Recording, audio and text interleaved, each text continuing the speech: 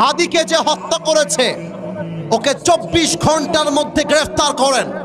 বাইতুল মুকাররমের সামনে ওপেন স্লটে লক্ষ লক্ষ মিডিয়ার সামনে ও যেমন হাদির মাথায় গুলি করেছে ওকেও মাথায় গুলি করেন।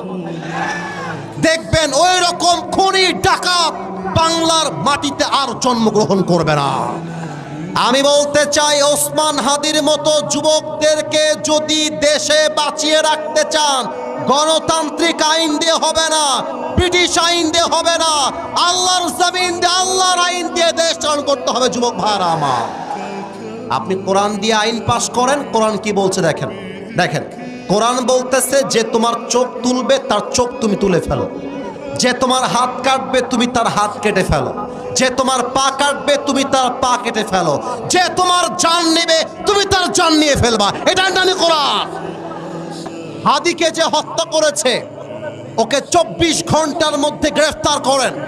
বাইতুল মুকাররমের সামনে ওপেন স্লটে লক্ষ লক্ষ মিডিয়ার সামনে ও যেমন হাদির মাথায় গুলি করেছে ওকেও মাথায় গুলি করেন।